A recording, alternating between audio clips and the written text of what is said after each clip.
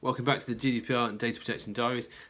Today we're just going to have a quick look at some recent news which has come out, which is under Germany, under the GDPR, where the Berlin Data Protection Authority has fined a estate agent 14.5 million euros for not deleting information that it had collected about tenants.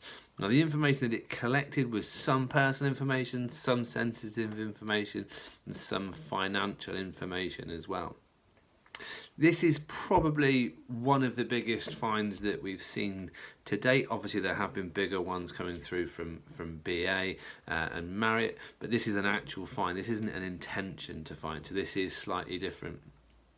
The interesting thing here is that actually the authority went into the organisation back in November 2017 and identified that this information was there, it was being stored indefinitely and it wasn't being deleted.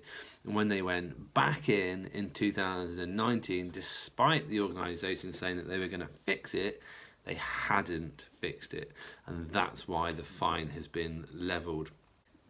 This kind of fine, although it's slightly surprising considering the nature of the breach, the information hasn't actually gone amiss, nobody's gained access to it, nobody's really suffered any loss as a result of this.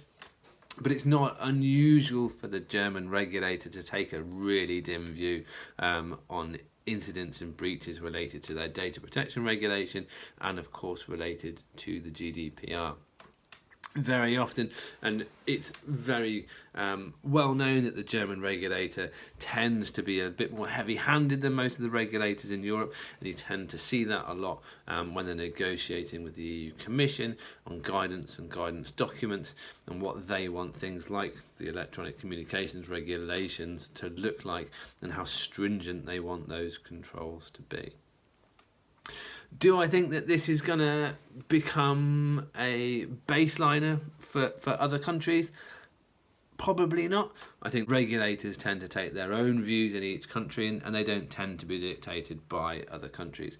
What it does show, though, is the first time really that an organisation has been challenged for their data retention activities, bearing in mind that this is about information that was collected and stored without a retention period and wasn't deleted when it was supposed to be deleted under request from the regulator.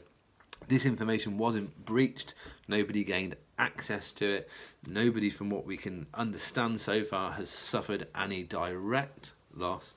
So it is really interesting that actually somebody is being, or a fine is being levied, and it's a good thing.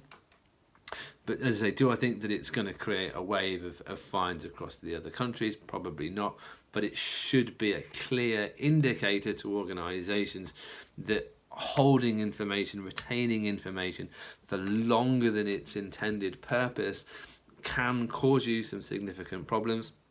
And if you are retaining information and you don't have a retention policy, then it really is something that you need to look at. There are obviously risk management benefits to that. Not keeping data for too long has its own benefits, but obviously in this case, it would have also saved them a significant amount of cash. So that's it for this video. As always, if you find this useful, if you find it interesting, please do give us a like, give us a thumbs up, give us a share. And if you have any comments, please add those down below. And if you have any ideas of anything else that you'd like us to cover, please give us a shout. But for now, have a great weekend and see you later.